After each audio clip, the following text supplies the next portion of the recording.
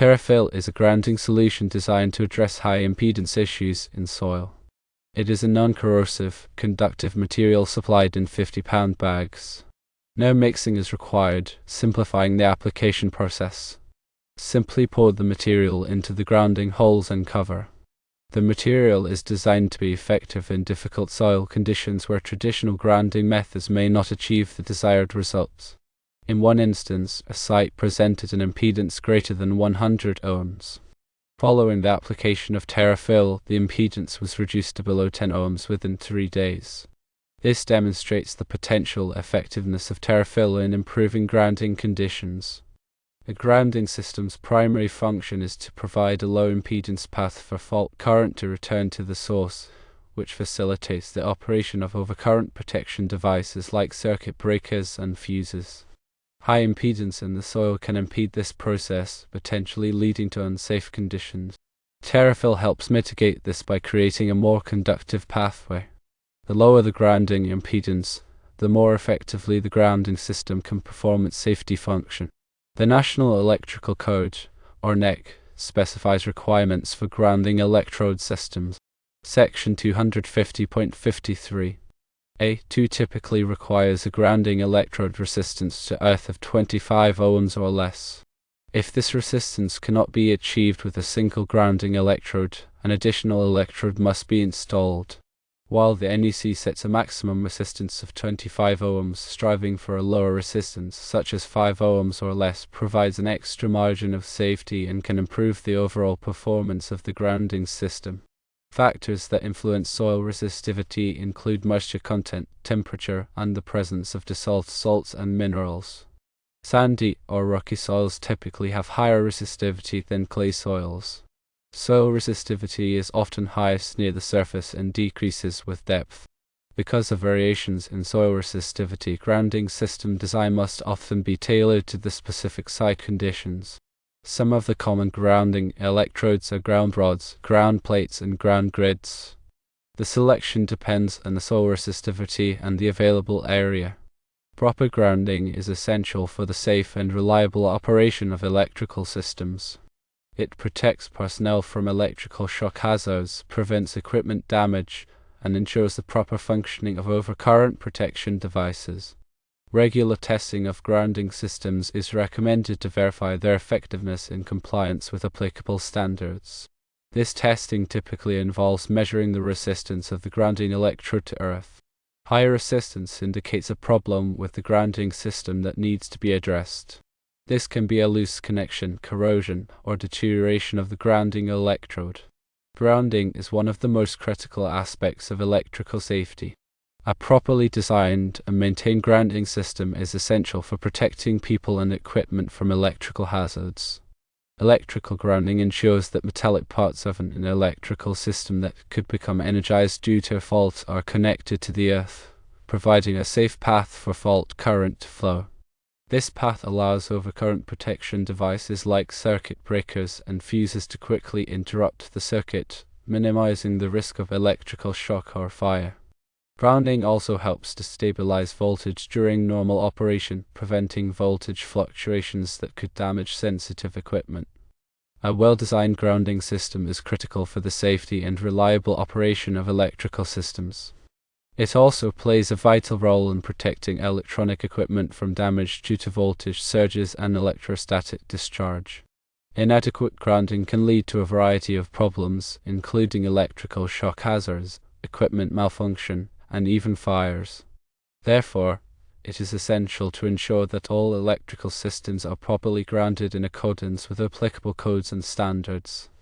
The NEC provides comprehensive guidelines for grounding and bonding electrical systems. These guidelines are designed to ensure that electrical systems are installed and maintained in a safe and reliable manner. Compliance with the NEC is essential for protecting people and property from electrical hazard. Electrical bonding is another important aspect of electrical safety. Bonding involves connecting all metallic parts of an electrical system together to create a low impedance path for fault current to flow. This helps to ensure that all metallic parts are at the same potential, minimizing the risk of electrical shock. Bonding is particularly important in areas where there is a high risk of electrical shock, such as bathrooms and kitchens. The NEC provides specific requirements for bonding electrical systems. These requirements are designed to ensure that electrical systems are bonded in a safe and effective manner. A grounding electrode conductor, or GEC, connects the grounded conductor of an electrical system to the grounding electrode. The size of the GEC is determined by the size of the service entrance conductors. The GEC must be sized in accordance with the NEC. A bonding jumper is used to connect different metallic parts of an electrical system together. Bonding jumpers are typically used to bond metal enclosures, metal raceways, and metal water pipes. The size of the bonding jumper is determined by the size of the circuit conductors. Bonding jumpers must be sized in accordance with the NEC. Ground fault circuit interrupters, or GFCIs, are devices that are designed to protect people from electrical shock. GFCIs work by monitoring the current flowing in the circuits. If the GFCI detects a difference in current between the hot and neutral conductors, it will quickly interrupt the circuit.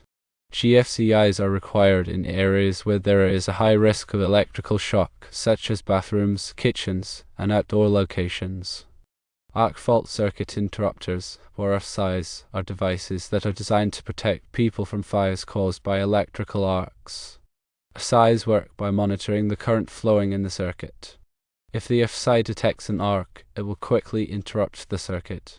RFCIs are required in many areas of the home, such as bedrooms and living rooms. Surge protective devices, or SPDs, are devices that are designed to protect electrical equipment from voltage surges. Voltage surges can be caused by lightning strikes, power outages, and other events. SPD work by diverting the surge current to ground, protecting the equipment from damage.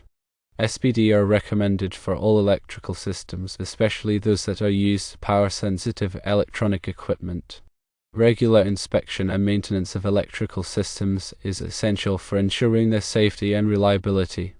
Electrical systems should be inspected at least once a year by a qualified electrician. During the inspection, the electrician will check for any signs of damage or wear and tear. The electrician will also test the grounding system to ensure that it is functioning properly. Any problems that are found during the inspection should be repaired promptly. The effectiveness of a grounding system is highly dependent on the quality of the installation. Proper installation techniques are critical to ensuring that the grounding system will perform as intended. Firstly, the grounding electrode must be installed in accordance with the NEC. This means that the electrode must be buried deep enough in the ground to make good contact with the soil. Secondly, the connections between the grounding electrode, the GEC, and the bonding jumpers must be tight and corrosion resistant.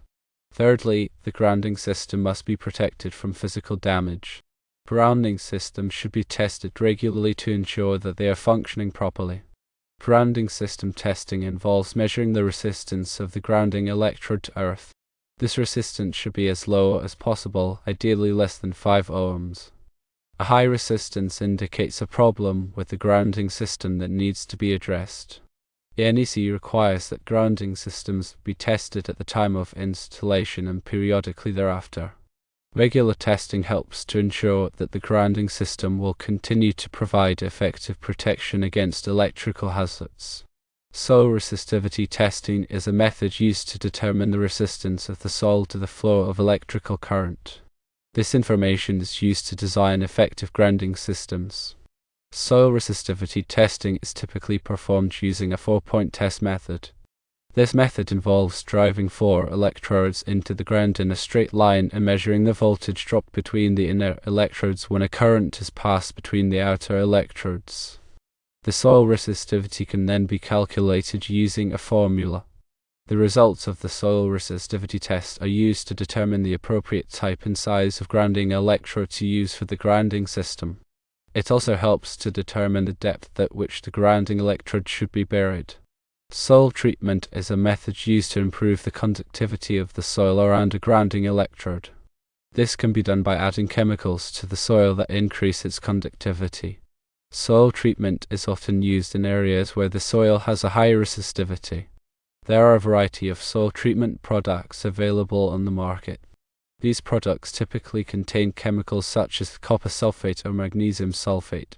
The soil treatment product is applied to the soil around the grounding electrode. The chemicals in the product dissolve in the soil moisture and increase the conductivity of the soil.